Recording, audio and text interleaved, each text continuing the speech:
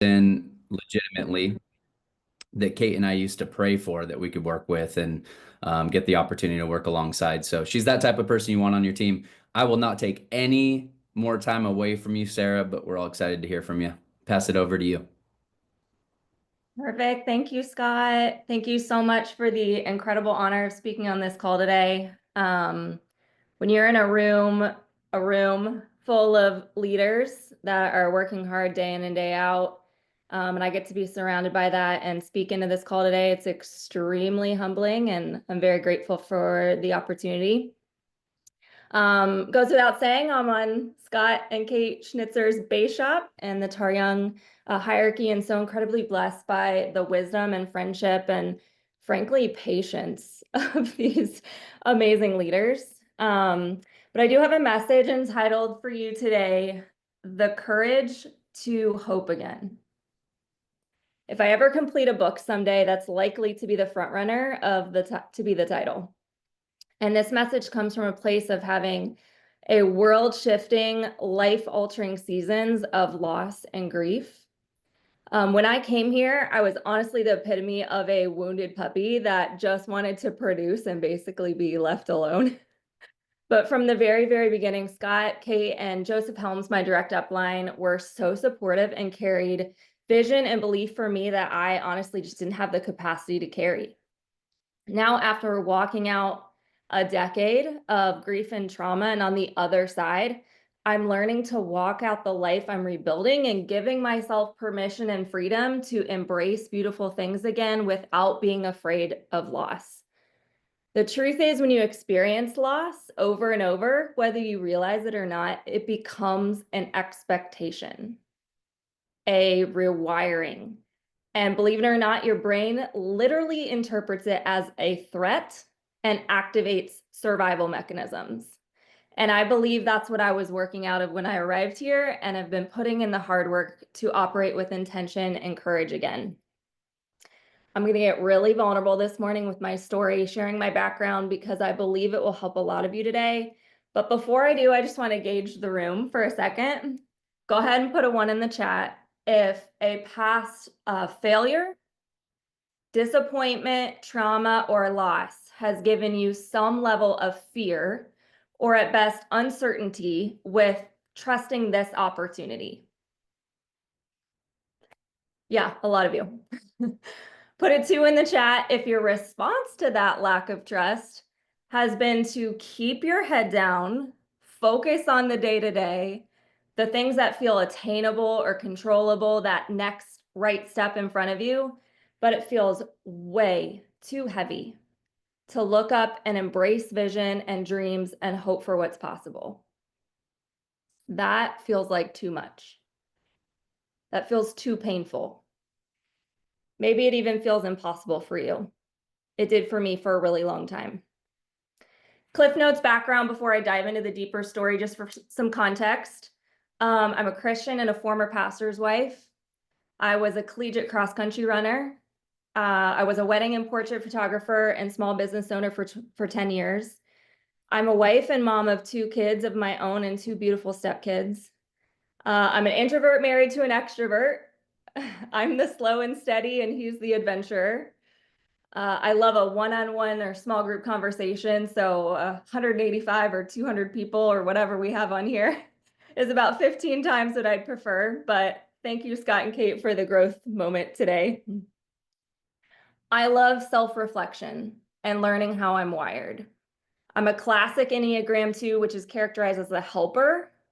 In the Strength Finder, if you guys haven't done this, is an amazing test. I identified most with the restorer. And in the 7 frequencies leadership test, the voice I use most is the healer voice, characterized as therapeutic and intentional. And honestly, I've always believed that God made me to be a person to see the best in others, give the benefit of the doubt, and always assume that people are operating with the best intentions.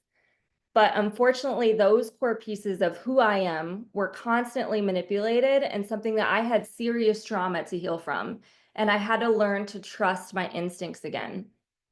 Building back the confidence and the value in my voice had to be relearned to not only lead myself here, but to also have the capacity to lead and to be someone worth following. Okay, so into the deeper story. In 2009, at age 22, I married a youth pastor, which is a role I felt called to since I was very young. In 2012, after 3 years of marriage, when our firstborn child was only a few months old, I learned of my husband having an emotional affair. In 2014, after 5 years of marriage, I learned that that same situation was actually much more than emotional, but physical and a much deeper level of betrayal. I was planning how I was going to leave and become a single parent to our 2-year-old daughter, frantically trying to map a way out. But then days after finding that new layer of information, and honestly in a complete state of shock, I found out that I was pregnant. Fear overwhelmed my decision making, and long story short, I stayed. There was a lot of confusion and manipulation in that season, as well as a great deal of unhealthy pressure to keep our family together. That if I left, it would be my fault for breaking up our family. So from 2014 to 2020, I simply coped. I was in the ebb and flow of feeling like I was playing the part of a restored couple, giving all my time and energy to our church and ministry. I was also on staff as a worship leader, to feeling like I was suffocating and drowning and honestly just a shell of a human being. I put everything I could into trying to forgive, but the truth is I was so brokenhearted and subconsciously always had that lingering feeling of wondering what would happen next. In March of 2020, an anonymous letter was sent to our lead pastor, and I now learned that this affair was actually sexual abuse by my husband that had occurred with a student that I had been mentoring 10 years prior while I was pregnant with our first child. He was dismissed from ministry, and the church also let me go, afraid that I would tell people what had occurred. I immediately asked for a separation and divorce. There was no question at that point. And then we lived separated, remote homeschooling our children for 6 months during the COVID shutdown when he refused to move out. In August, divorce papers were signed, and during those 6 months, I lost my home and moved back in with my parents, my church, my business, my friendships, my community, my marriage, my identity as a pastor's wife. I was crushed financially. And in the middle of all that, I got my life insurance license, not even knowing the difference between term and whole life. 4 years ago, February 21, I moved into my own place, drove my kids an hour to school every day, and was newly navigating a career as a life insurance agent by hiring a babysitter a few hours in the evening to run appointments at my tiny little desk in my bedroom. And that was mostly comprised of just staring at a blank Zoom screen, praying that somebody would show up so I could pay rent the next month. I was really, really bad at this, but desperate, and I had to figure this out. I also did not have sole custody of my children, as the letter describing the abuse was from an anonymous source. So I was living every other week without my children, dropping them off at the home of a predator. Nothing can describe that kind of grief or pain, especially since I've gotten out of this marriage to protect them from their father, and now they were spending isolated time with him, and I was helpless to stop it. 3 years ago in February 22, newly engaged to my best friend, a childhood family friend of my brother's, Scott knew the instability of the last couple years needed to change, and instead of renewing my lease, we found our forever home together. I moved in with my kids to get it ready for us to become a family of 6 in July. I accepted a new job as a life insurance consultant at a local agency that had worked with my fiance's family for decades. Then 3 weeks before I got remarried, 3 weeks, several women started coming forward, filing police reports and lawsuits, and speaking up about abuse they'd endured from my ex-husband when they were just teenage girls. Now, everything I experienced not only took a deeper turn, but my grief was uncovered yet again. I now knew that this was not just one situation with one individual at one time, but I was uncovering a pattern of behavior that he had been actively abusing teenagers during our entire marriage while I was giving myself to ministry and mentoring them. The day I heard about these women, my children were with him. I showed up at his house, removed them, and filed for full custody. I showed up on my wedding day days later, with my world yet again flipped upside down, and I had to fight for hope to reign in spite of the fear that would have consumed me. In May of 23, I finished an expensive 8-month court case to revise our custody agreement with our children. I had just spent 2.5 years with only 50-50, and I was finally awarded for them to be with me full time. This was such a pivotal shift to give them the stability and safety they needed. Then on the life insurance front, I was finally figuring this thing out a little bit. And in 2023, I was named the #1 agent in the state of Ohio for the carrier that I worked for. However, I took some time to look back at those reports that I wasn't paying close attention to during the custody case and discovered that my former boss and agency owner had been stealing thousands of dollars from me while I was going through that case. So after treading carefully and catching him in this lie, I submitted my resignation. He was so fearful that I was going to expose him that he chose to go on the defensive. He immediately locked me out of my systems, locked me out of the office, and threatened to sue me through his attorney for stealing company records. Just weeks after I had finished paying for my custody case, I had to turn around and hire an employment attorney to protect me from this man. He tied me up in so much red tape that even though I was receiving offers, I couldn't accept a position as a life insurance agent in the entire state of Ohio. This lasted 6 months. December 23, I was out of time and out of money, and I'm finally at Symmetry with my third attempt at my place in this industry. Honestly, since it was fully remote, it was really the only safe position for me to shield me from my former employer. I was uncertain and gun shy and just wanted to be left alone and write business and be with my family. It didn't take long for me, however, to see that this environment was different. Scott and Kate from day one just started proclaiming over my life, saw me as a leader, a future AO, and refused to let me sit in the background.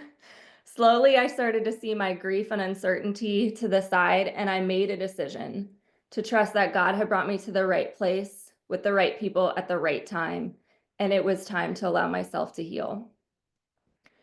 2024. I am so grateful that I was able to have a strong year of personal production, and in April began to gain some vision around building a team. When I came here, I did not know that building was an option. And while this business can help people on every level, I saw this as a beautiful vehicle for single moms, having been there myself, or the working parent who wants to contribute financially but doesn't want to give up the ability to be present. As Christina Watts says here, we get to do both. Hashtag do both. But I can still say that most of last year, I was really just functioning in do the next right thing capacity. I had a slowly growing trust in this opportunity, but I was too scared to say out loud what was possible. It felt like even voicing what I wanted or hoped for, that action alone would slip away from me. But my belief in building grew like this. First, I was afraid that I was going to be called as a witness in my ex-husband's trial and thought that a little passive income would be helpful. That was about myself, and that was simply fear-based.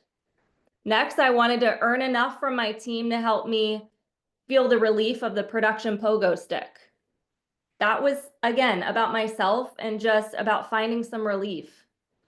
Then it began to grow, and I wanted to earn enough to help my teacher husband let go of a family painting business that he runs in the summer. Now that's a little wider. It's about myself and my family and more purpose-based. But now I believe that I will retire my husband by 2030 and that he will join me full-time in this business as we impact agents and their family together. I believe that we have the ability and capacity as a leader to introduce others to a business that can absolutely change their ability for their children, their family, their definition of time and financial freedom, that can support their desires and dreams. And I believe that I can trust my instincts again to nurture that potential in others. I had no business building a team until I got to that place. Now it's impact-based. It's not just about myself. It's about the people that I am able to impact and their families on a daily basis. So I'm going to wrap this up. I know I'm short on time here, but I want to come back to the root of where I started. The courage to hope again. It takes courage to become visionary and allow yourself to dream again and not fall back into a place of assuming it will all end in loss and the past will just repeat itself again. When you face negativity at that level, you have to constantly fight for positivity, redirecting your brain and emotions that the darkness and the heaviness and loss will not continue anymore. Thankfully, back to where we started, I love self-reflection and I've spent a lot of hours in counseling breaking down the last decade of my life. But you can't just look back to look back. If you do that, you're just stuck. Look back to gain understanding about yourself, to gain wisdom and insight, and look back to help you pivot and grow and use your story to help others. So I have a couple things that I just want you to jot down to take some positive things from the hard seasons you're going through. I'm sure things have been coming to your mind as I've been talking of different hard things that you've faced in your life. So what are some positive things we can learn from those? One, it makes you a much more deeply empathetic person. I know I'm not the same from going through those hardships. Two, you realize that the challenges and valleys created a stronger you. If you got through that, what else can you conquer? Your mental resilience is greater with each hardship you go through, and suddenly you see the opportunity in the challenge. Three, you have the credibility to stand with and coach others through their seasons of doubt. You give them courage to believe again because it's something that you went through. I will not try to take the hard from you, but you better believe that I'm going to walk through with you and remind you of your value and what you're capable of. Four, you have a higher expectation of honesty, integrity, and accountability in life. I don't mess around with anything less than that anymore. Five, challenging, growing seasons may shrink your circle, but it illuminates those that are your people, which is a gift. I definitely had lots of toxic relationships in my life, and while that sucked to go through, I can spot that toxicity 100 miles away now, and I know that I'm I'm able to find the people that are in my corner and that I want to build a life with. Those are the teams that you're building. I also had a lot of trauma bonding before. Okay, so I can see that they're still stuck in the same patterns that I worked very hard to get out of. I can't carry their weight anymore, but I can show them what it's like to live with purpose and hope again. Last, we get to inspire others that anything is possible. I remember the first warm market person I sat down with to talk about symmetry, and I literally said, I'm not a recruiter. I don't know what I'm doing, but I think you'd be good at this. That Sarah was not ready for a team or agency. I had a lot of growing to do in the belief department. We have to say out loud things to help ourselves believe more fully in order to help others do the same. I'm building an agency. The Hadley agency. Christina Watch freaking made me shout that recently. It's on the wall behind me, and all those post-it notes are my people. After a decade of my life with the wrong last name, the wrong person, with my purpose and my identity manipulated into oblivion, now I'm building a business with my new last name, with my best friend, with my partner in life who will join me here someday, and who has helped me believe in my purpose again to see the good in others, nurturing their potential to change lives with this opportunity. Building a big, fat, juicy agency, right, Kate Schnitzer? To leave a legacy for our children and honestly set people free. I can't show up at December 2023 Sarah anymore. I have to show up every day for my family and my team with confidence, with motivation, with discipline, with hope and belief on what we are building and where we're going. I was struggling to believe it for myself, even though I was doing all the things. And let me tell you, if I don't believe it for me, no one on my team or watching will come join me here, will believe it for themselves. Having the courage to run after what we want and announce it to the world with confidence and courage is the inspirational power you possess. That's what I have today. We're skipping breakout rooms. You can keep going. I'm good. Man, I don't want to say much. Yeah, there we go. I'm watching Sean right now.